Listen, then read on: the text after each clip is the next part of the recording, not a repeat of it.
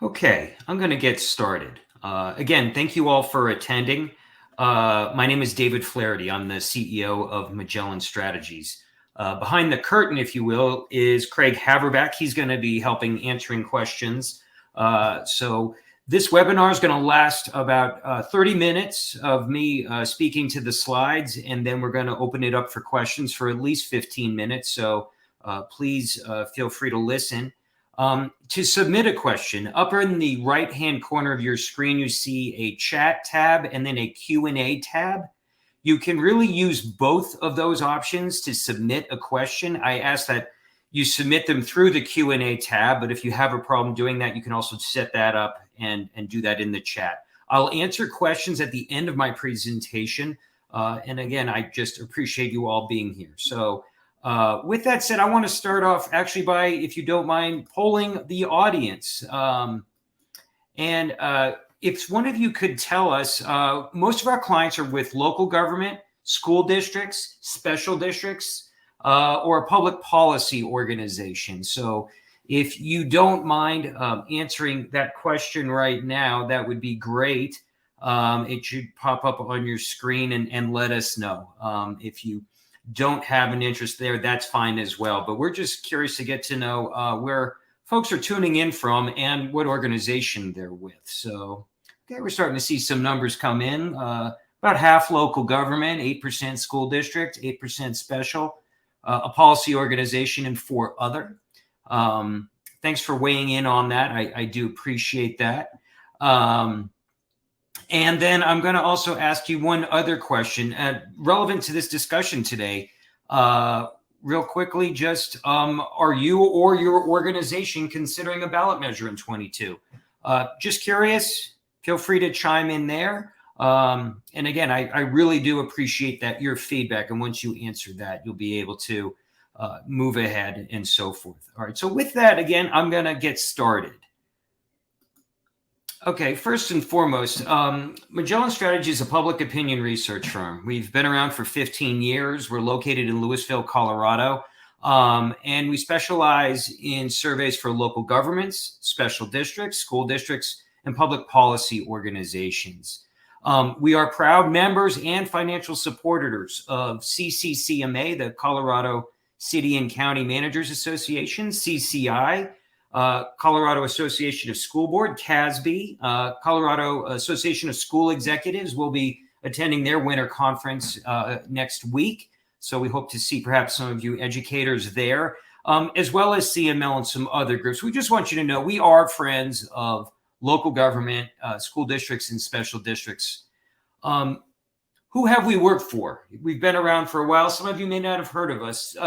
This slide just shows some of the organizations that we've helped out over the last 15 years. A lot of our work moving on from this is ballot measure work, ballot measure surveys. We are experts at conducting ballot measure surveys to secure funding for special districts, capital projects, and other things.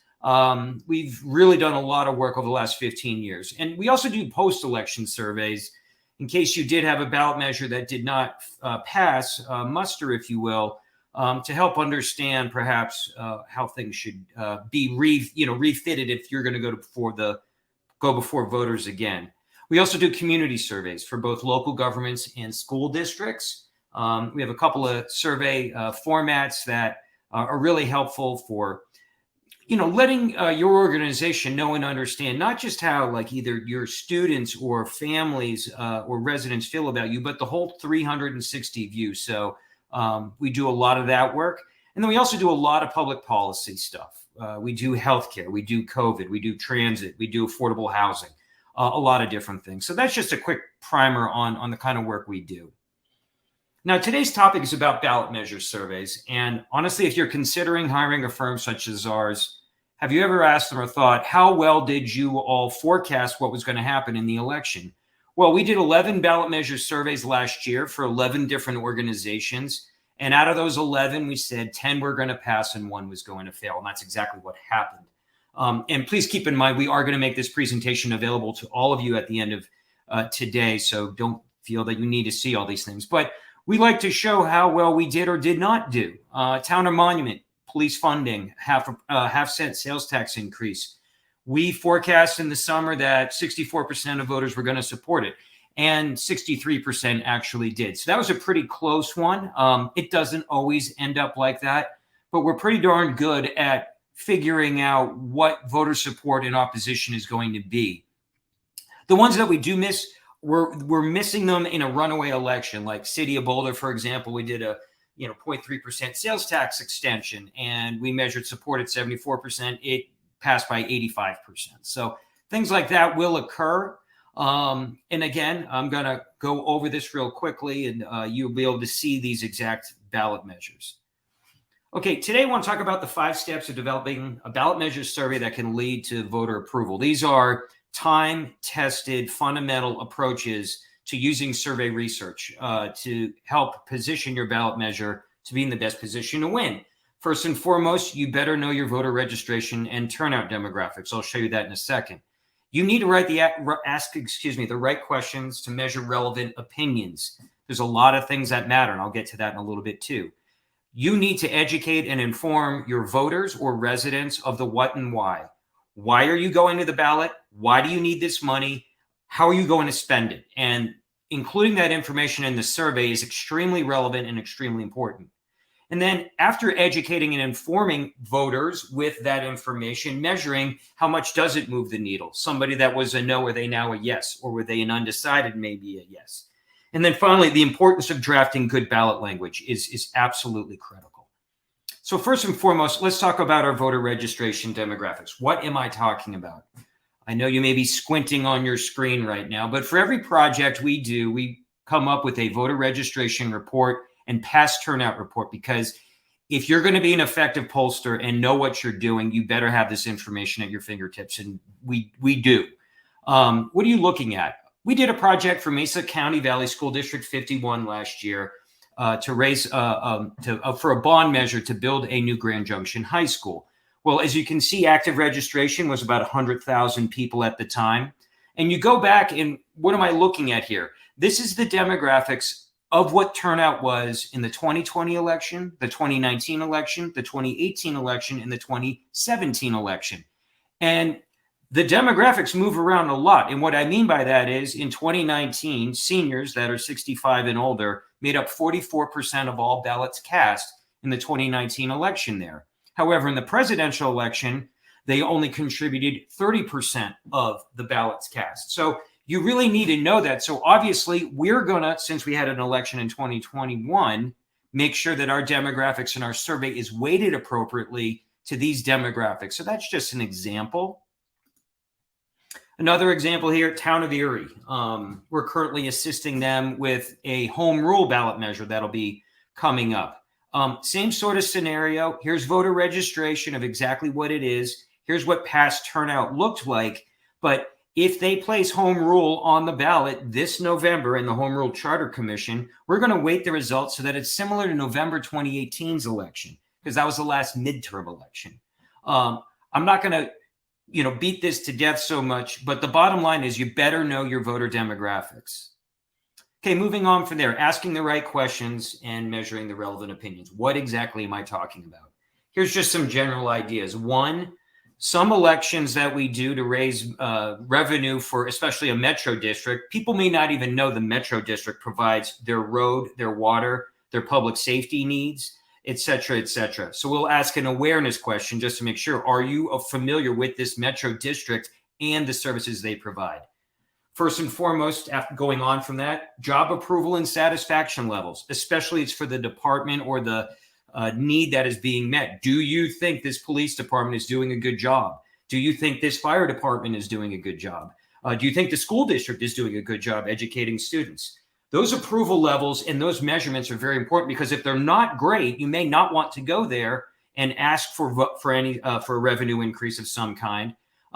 It's really important. Those things are going to factor into a voter's decision making. Very important. Does the organization spend taxpayer money wisely? I'll get to that in a little bit. And then measuring general voter support and opposition for a tax increase, as well as support and opposition for the actual ballot measure language if we have it. So just moving on from there, here's an example first and foremost. How familiar are you or would you say you are with the Eagleville Metro District's amenities and the services they provide? This is just an example of making sure. This is a project that we did last year up in the Eagleville Metro District, where they had a very unique ballot measure that was basically going to freeze and sort of time out what they were paying to the Metro District in the form of mill levy property taxes. Obviously, this turned out pretty good. Nearly half the people are very familiar, know who they are, 46% somewhat familiar. Another example, Moffat County School District RE1. Do you approve or disapprove of the job they're doing educating students? 61% said yes, they approve. This again was a project from last year. That's a good number. You want to be around 60 or north of that. The Monument Police Department, do you approve or disapprove of the job they're doing? 86% said yes, they definitely are approved, which is a great number. Now, this is a very strong Republican community. I know some of you are like, why do you ask partisan questions? Well, look, the bottom line is, folks, is we need that party affiliation because it really helps us understand where support's coming from, where opposition, and so forth. And you can see here, Republicans, 93%, they're very much supportive of their police department. Democrats are down at 71%. Still very strong, but yet there's more of a reservation there, as you can understand with public safety, reform the police, those sort of attitudes. Knowing these things are incredibly important. City of Lafayette, we did a public safety ballot measure for them. Do you agree or disagree with the following statement? The City of Lafayette is fiscally responsible and spends taxpayer money wisely. 62%. That's a very good number. Some people obviously don't know, but the bottom line is if you do not have your act together on this question, you may want to put out some information and educate and inform your folks how you are good stewards of taxpayer money. Here's an example of Moffat County School District RE1. Their numbers were a little bit lower, obviously, compared to Lafayette. Now, granted, asking for a city in a broad measure versus a school district, do you agree or disagree? Is the school district spending taxpayer money wisely? 45% agreed, 36% disagreed. Taking this into account, you do want to know, like, hey, we want to get these numbers up and improve them. It may be simply just educating and informing folks of how frugal and fiscally responsible you've been.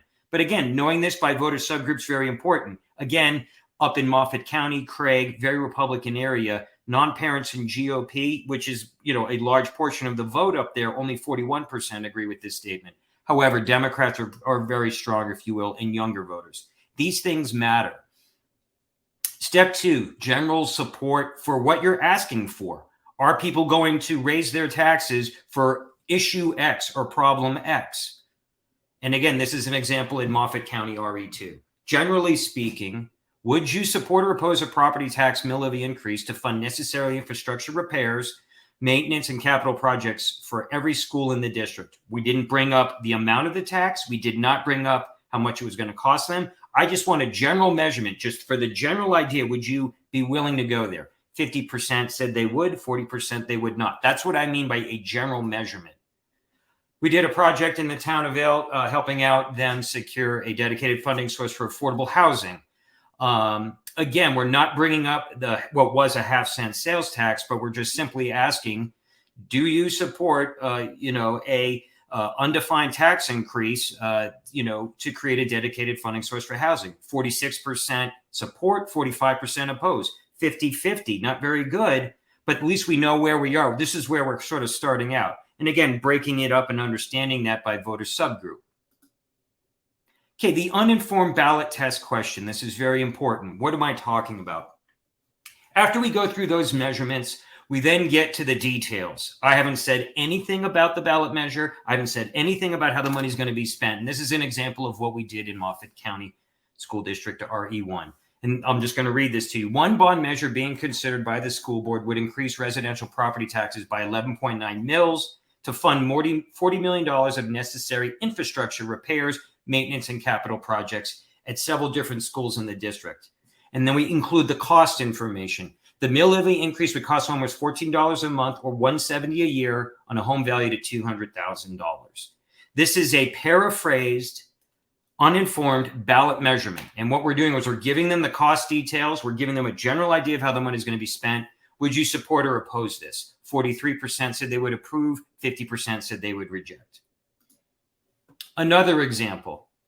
Greater Eagle Fire Protection District. This is an example of what we read, where we are showing the example of the exact, in all its ugliness, ballot language. And the reason we're doing this is because that's exactly what they're going to read when they open up their ballots. And this simply says, as you may know, there may be a question on the ballot this November regarding funding for the Greater Eagle Fire Protection District. I'm now going to read or show you the ballot language. After reading or hearing it, please tell me if you would vote yes and approve or vote no and reject. And so here's all of its ugliness. Shall Greater Eagle fire protection taxes be increased $220,000, et cetera, et cetera, et cetera. So if we have ballot language, I want to test that. If we don't have that, we're going to want to paraphrase it, because there's times too where we'll do the survey and that hasn't been crafted yet. And they're actually going to hold off on crafting that ballot language based on how our survey goes. Here's another example. So that Town of Vale ballot measure that we did for housing, simply asking, if an election were being held today, would you vote yes and approve a half-cent sales tax increase to establish a funding source for housing initiatives, developments, and programs? As you can see, now that we tell them what the tax is, it's a sales tax. It would be a 0.5%.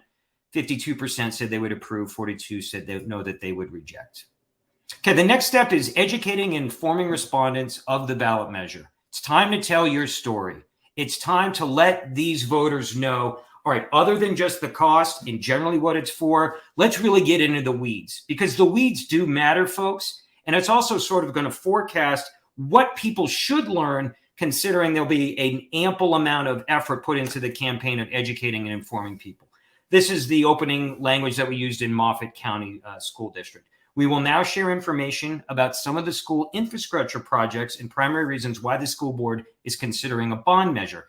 After reading the different info, please indicate if you're more likely to vote yes or if you're more likely to vote no and reject. Let's get started. And we tested probably about 12 different messages and information, and that's what we refer to them as, because we don't know what little nugget of the overall effort is going to really work well. What was the number one message that people gave them reason to support the ballot measure? The school district has applied for a BEST grant from the Colorado Department of Education. The district may receive up to $6 million in matching funds from this grant if voters approve the bond measure. Nearly 7 out of 10 respondents said, that would be more interesting for me to vote for it. Message number 2, and this is where you can really start understanding how to position and discuss what you want to get done. If approved, the bond funds would pay for the $5.9 million costs for new asphalt, concrete, and drainage repairs to nearly every school building in the district, including, stick the name of those schools in there. You want to absolutely let people know there is something for them. Early Childhood Center, Sandrock, Sunset, et cetera, et cetera. And if you read through the rest of these are the ones that really, tested the best, that gave reason for people to support the ballot measure. So when you announce the ballot measure and get into it, it just makes common sense. Lead with these 4 messages. In addition to learning what is good and may drive people to support something, this message testing approach in the survey is also helpful to identify what the least effective things to say, or even decide, don't even talk about this.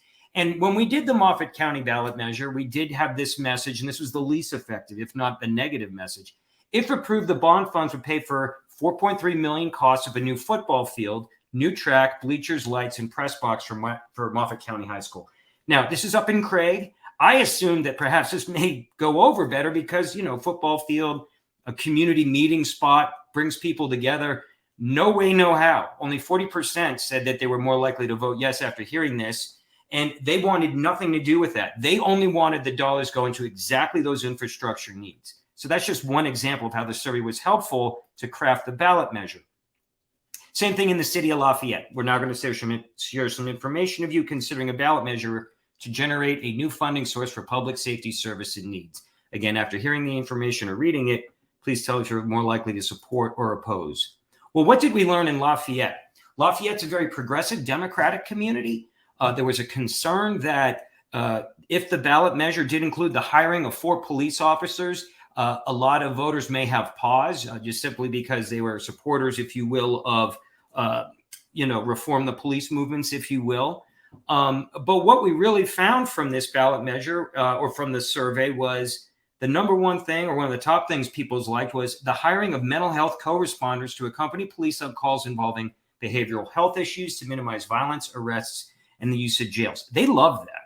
And so if you were in a community and we're looking to pass a public safety ballot measure, just the general idea and concept and letting them know these things were going to go towards funds. If the tax passed, we're going to pay for these things is just going to help you know. Now, we also did sort of an A/B testing where half of the respondents we read and said the hiring of 4 police officers. This will allow the department to have a minimum of 3 on duty at all times rather than 2.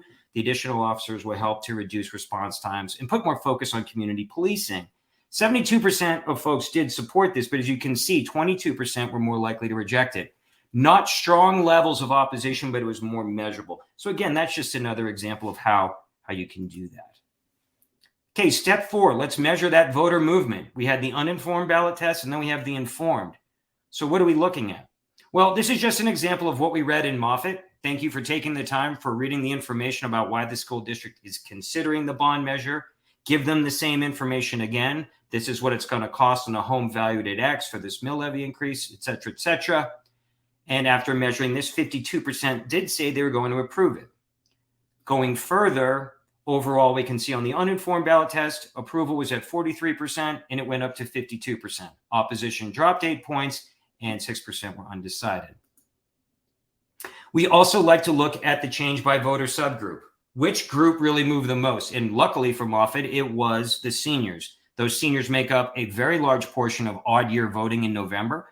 So that was pretty good movement coming up off of 32. They wanted nothing to do with this. Now, granted, unfortunately, this ballot measure did not pass. But at the end of the day, at least it gave the school district and decision makers an idea of whose minds can we really change. But most importantly, what we also do after the informed ballot measure question is we now ask them in an open-ended format, in your own words, please describe the reason why you're voting yes. And major themes will emerge. This is really the good stuff that helps you understand, are there things that are, why are supporters like this? Why do people oppose it? So that you perhaps can address them and get some more support coming out of it.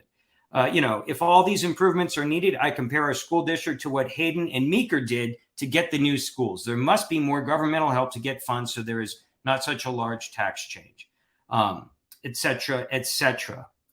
But most importantly, we really like to know the no. Why did 42% of voters say, I'm not going for this? Tax is already too high. I can't afford a mill levy increase that high. It's just too much.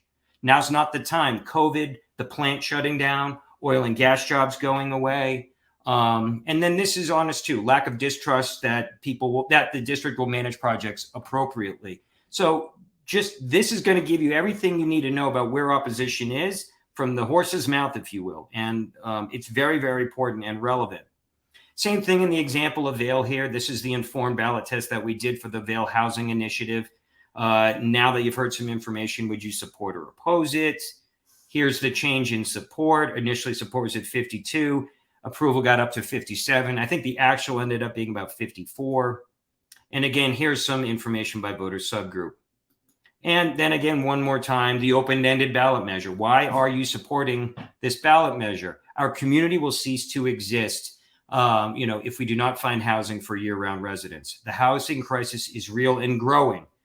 $500,000 is not affordable for people who are essential workers, or simply, I watch good employees struggle to find affordable housing and in the end, keeping up. They feel that this will help alleviate those problems in the community.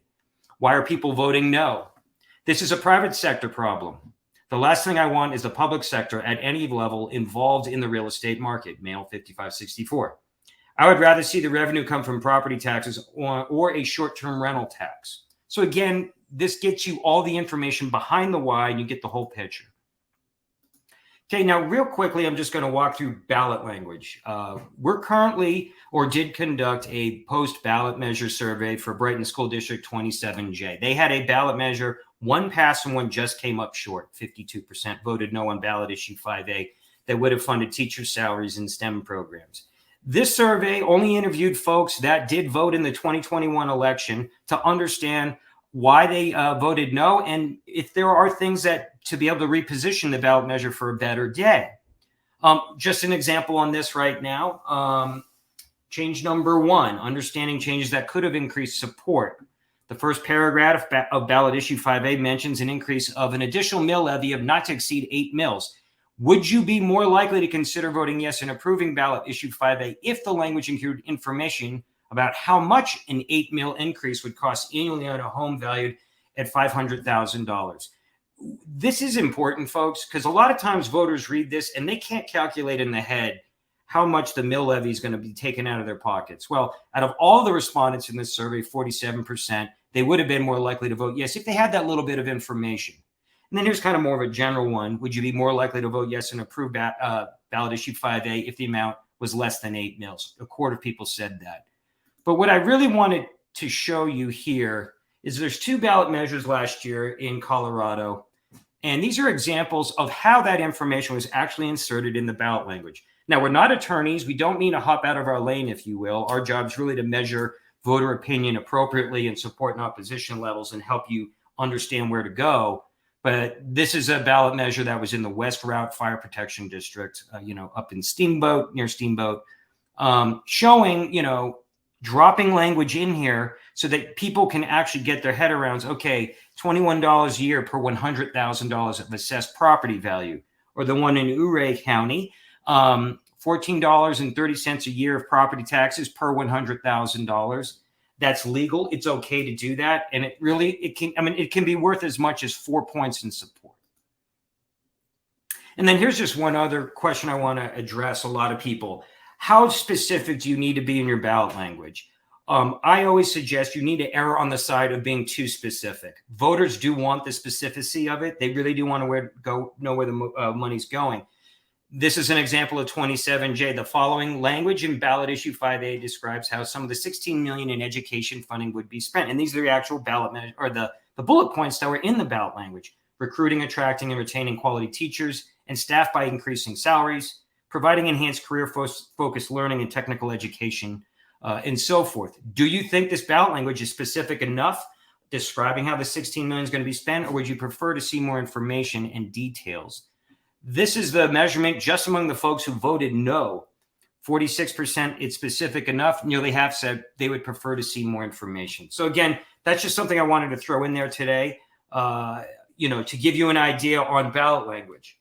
Now I'm going to talk about just how do we conduct our surveys? Are they all telephone or are they text? They're mail. We don't do mail at all. We refuse to do that. And nobody should, to be very honest with you, today's technology. But we offer phone surveys. They're more expensive than phone and text combined. We also text-only surveys. And then what our most popular real approach is texting and offering telephone interviews to senior citizens or older folks so they have more than one way to participate in the survey. And I just want to show you on this slide, here's some examples of what an MMS text invitation looks like that we design and send. It's professional looking. It ensures trust into the voters. They understand it's coming from you. The reach is phenomenal. And what I mean by that is typically any district that we're surveying in Colorado, we're going to have at least 50% of the registered voters' cell phone numbers to be able to send this to. So it's very cost effective for us to literally light up and make aware of your district, your residents, your voters, that a ballot measure is being considered. They want to hear from you. I guarantee you it's going to be larger than your own internal email list. And people are more likely to engage on their phones when they see, oh, it's coming from the city of Boulder. It's coming from the Loveland Housing Authority. Engagement numbers are really, really strong. And just to be very honest with you, people prefer taking surveys on the phone, meaning you can take the survey by clicking and answering the questions very, very easily. People prefer that. We can add more questions into this because they can move through it quicker. It's just a phenomenal survey data collection method that we've really mastered and try to provide to our clients because it just results in phenomenal sample sizes. And what I mean by that is, for example, that Town of Vail project, they only have 3,900 voters. And in a 21 election, likely only 1,300 voters. A phone-only survey is not going to probably get me, at best, no more than 200 respondents. But with the text approach, with help promoting this survey, by the way, in the Town of Vail, we interviewed nearly 700 respondents. That's pretty darn strong. Town of Monument, 3,500 likely voters. We interviewed 500. Town of Wellington, a 700 N response for a community survey of that's nearly 10% of the population. So my point is, especially for small areas, you can get really, really good sample sizes, and that's a more accurate survey that allows us to drill down, and it's going to be more accurate and representative. And the other thing, just to finish up, it's not like, oh, we're only getting 10% of our unweighted data is seniors. It's not. On average, 20% of our unweighted data, meaning, how many people are 65 or older that are participating in the text survey, it's typically around 20% of our sample or higher than that. They are comfortable with it. It's professional. It's just a really good communication from the organization. So with that said, I may have run over a little bit. I appreciate your time and effort here. So questions. And again, give me a second to read some of them here. And here's a question. You may address this at some point, but do you ever ask questions like, if you said no on supporting this proposal or issue, what would you need to learn, or what would you need to change in order to vote yes? Very good question. You really run the risk by adding a question like that, because if you're asking questions like that, you're sending a message to your community that you may not exactly have your act together. It's almost like you're fishing for a dollar amount that they can get away with, and that you really don't know how much money you need. So I would strongly recommend not to do that. There's nothing wrong with asking if a couple, you're obviously, because if you ask, say, like, would you vote for a 0.5% sales tax versus a quarter sales tax? People are more likely going to want the quarter sales tax. Nobody likes to pay taxes. But the bottom line is when you're doing this survey, remember, this is a message to the entire community that you work within. You want to make sure that you come across as having your act together. That's why all that information is so important. It's going to cost X. This is how much money we need. And we think that this mill levy rate is what we need to get to that number to meet our needs and get the job done. Okay, question again. David, are you able to use your collection of survey data and experience to consult with a local government determining the timing of a potential tax question with respect to things like midterm cycle, competition with other proposed ballot measures, and so forth? Very good question. And honestly, to hop back, that what really helps us determine that and advise when to go to the ballot. Yes, first and foremost, talk to your friends. Is the school district going to the ballot? Is the water district going to the ballot? Understand what you're competing against, because competition does matter on a crowded local ballot. But to answer your question, Tom, I go all the way back right here to our demographics. Here's the thing, folks. The easiest time to pass a ballot measure that raises revenue is always in a presidential election year. Why is that? Well, younger voters that are typically not homeowners, not to say that's going to apply everywhere across the state, but you're going to have more tax tolerant people turning out to vote. And if it's for a school district or something they really understand and it doesn't impact them, especially if it's like a mill levy, they're going to be more likely to support or consider it. So we can advise Tom on that sort of thing by doing a breakout like this, for Garfield County, where you are. So again, that's something to look at. But we can also, because here's the thing, the larger the number of seniors, the harder it's going to be to pass a ballot measure, because seniors, with all due respect, are on fixed incomes. And as much as they may want to help you out, they simply can't afford it, especially in these days with inflation. Okay, another question. How important or effective is it to add a sunset provision to the ballot language? Will it increase support as much as people say? This is a really good question. Sunset provisions, folks, and what I mean by that is in the ballot language, you have language that says this tax will go in effect in, starting January of 2022, and it will automatically be repealed and go away in 5 years. Does that really move the needle a ton?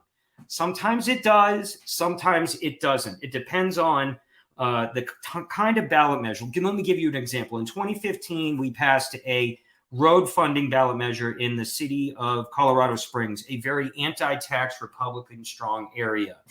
Mayor Suthers there did a very good job. They needed $250 million to address local roads and infrastructure. They did a I believe it was a quarter-cent sales tax, and it was in effect for 5 years. It was going to raise $50 million a year, and then in 5 years, it went away. It passed with 61% support. And in fact, the mayor, and in fact, some people on that effort were questioning the poll of whether or not it was going to be accurate or not. But it was, because that's the right way to go about getting money and doing things. It definitely is a good way of doing that. Where other times in other areas where it's like, okay, it'll sunset in 10 years. People are like, I don't care in 10 years. I don't even know what I'm going to be doing in 10 years. And it may only be 2 or 3% support. We do test it from time to time. But I also know local government and staff are like, boy, we really would like to have this dedicated new revenue so that we can balance out our budgets and we're not hopping around all the time. We completely understand that and sympathize with you on that. So another question: how specific should the ballot language be in describing how the funding should be spent? I cannot stress enough how much detail it works. I disagree vehemently with people that say, no, voters aren't going to read this. This is just going to make their head spin. Yeah, those statewide ballot measures, sure, they're going to gloss over, not even answer them. But their local ballot measures that touches them, they are going to read. They do want to know where this money's going. And typically when they have that information, it does help build support for a ballot measure. And it also demonstrates to the voters that this district or this organization or this local government has their act together. So again, error on the side of detail. Here's another question. How important is it that a city council, school district, or special district board of directors are united in support for a ballot measure? Folks, over 15 years, we've done a lot of these. I remember that we had a crowded ballot up in Steamboat Springs one year, and 2 of the council members up there opposed a tax that was put before voters. And even though they didn't have a lot of money and they weren't running a massive no campaign, unity really does help. And if the board is not unified, it really does make it more challenging to pass a ballot measure without question. But again, I would also use like the Vail Town Council. They were united in supporting the half-cent sales tax increase. And some of them were up for re-election and they had their own issues to deal with, an election going on. But that unity really did help all of us say, look, we've all looked at this problem and we all agree that this is at this time the best approach to secure funding for housing. And just one more note on that, folks. We've been pulling that issue up there for them since, 6-7 years ago. And time again, I'd like, do not go forward with a ballot question because support wasn't there. It was in the low to mid 40s. But because of what mountain communities are experiencing today with home prices going up and everywhere, by the way, because, when I go to CCI meetings and CCCMA meetings and I do my own little questions, what in your part of Colorado is the number one issue or problem? I'm amazed at how much housing or even just increasing rents is a big headwind and problem that a lot of you elected officials and staff are trying to address. So I think that is everything for now. One thing I would just say, if you're curious, how much does this cost? How much are our surveys? We have our pricing sheet up in the right-hand corner. If you click on handouts, look, every project we price out individually based on the needs of the project. And what I mean by that is most ballot measure surveys, I really do recommend getting about 100 telephone interviews of those seniors because they're the ones that are really going to say no. And I really want to double down and make sure that we have a strong sample of those seniors. So we will do a phone hybrid along with, MMS texting. Other times, MMS texting alone does a very good job in measuring voter opinion. And I understand, too, it's a lot more cost effective. And with that said, so please go ahead and take that down. Okay, and I'm sorry, we've got one more late question coming in from Tom. How far in advance of an election date do you suggest polling begin? Well, it's not by coincidence we're doing this webinar in January. You're fine to do a poll starting now, and we're going to do these kinds of polls all the way through. We always have some fire drills come in, even in like the first week of August. And depending on when it must be referred to the ballot, we typically like to do them no later than August 1st. So the one advantage of doing something ahead of time and getting it done in the spring or the late winter is that if you decide to refer the ballot, something to the ballot sooner rather than later, it gives more time for the organization, either the county, the town, the local government, or the school district, to have and talk to voters about why they're doing this. So there's more time for people to become aware of the ballot measure. At the same time, though, we've also done things where literally they only have 5 days. We're literally in the field with just one, a question of the exact ballot language to see.